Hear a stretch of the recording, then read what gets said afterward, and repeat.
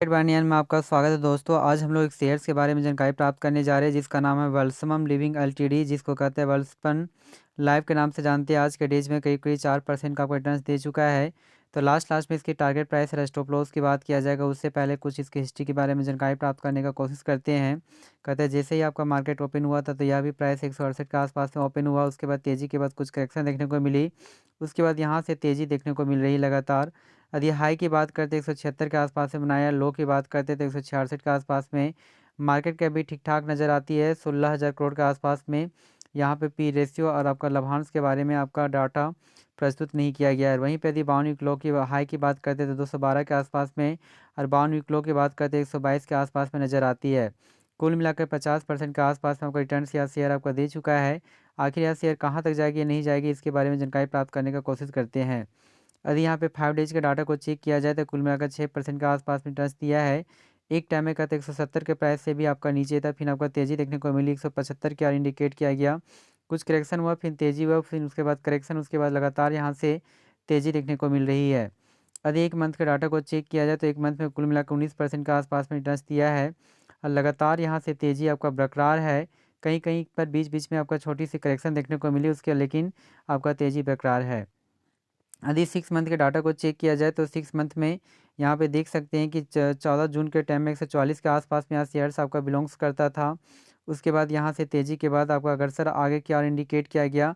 उसके बाद कुछ आपका करेक्शन हुआ, और करेक्शन के बाद कहता है कि 14 अगस्त के डेज में 174 के आसपास में जाने की कोशिश किया गया।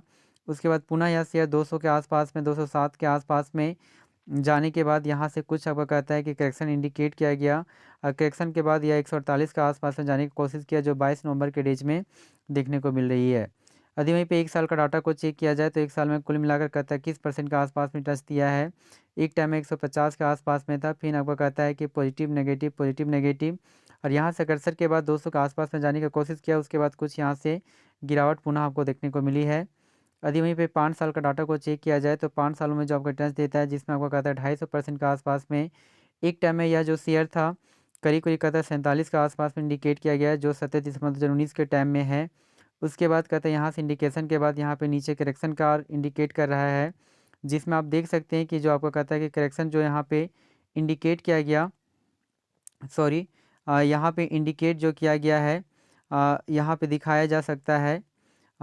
तो यहाँ पे जो इंडिकेट किया गया था वो आपका कहता है करीब करीब यहाँ पे देख सकते हैं कि यहाँ पे जो आपका कहता है गिरावट देखने के बाद कहता है कि 36 के आसपास में आने का कोशिश किया। फिर पुनः आपका कहता है 67 के आसपास में आने का कोशिश किया गया है, और तेज़ी के बाद 160 आया। उसके बाद फिर पुनः आपको गिरावट 74 के आसपास में नज़र आती है। फिर पुनः आपको गिरावट 68 के आसपास में, कुछ उसके बाद तेज़ी देखने को मिली 145 के आसपास में। फिर गिरावट के बाद 153 के आसपास में आया, 137 के आसपास में, और तेज़ी के बाद 184 के आसपास में आने की कोशिश किया। लेकिन वहाँ से भी आपका नीचे फिर गिरावट देखने को मिली, जो 157 के आसपास में आपका गिरने का एथी बना। कुछ आपका रिकवरी के बाद 176 के आसपास में भी यह शेयर आपका ट्रेड कर रहा है। तो हमारे अनुसार से जो आपका टारगेट जो प्राइस आपका बनकर आती है वो आपका बनकर आती है आपका 200। तो 200 के लिए आप इसे अपने पोर्टफोलियो में रख सकते हैं। जी हाँ दोस्तों, थैंक यू वेरी मच। हमारे इस चैनल्स के द्वारा बहुत सारे यानी कि शेयर्स के बारे में डेली बेसिस पे आपका कहता है न्यूज़ आपका बताया जाता है। हम लोग जो होते हैं सेबी रजिस्टर आपका नहीं होते हैं, लेकिन पुनः फिर भी आप लोग एक बार अपने एडवाइजरी के द्वारा जो होता है सजेशन, उससे सलाह लेकर अब इसे पोर्टफोलियो में रख सकते हैं, इसे बाय कर सकते हैं। हमारे इस चैनल्स को सब्सक्राइब करना ना भूलें। Thank you very much.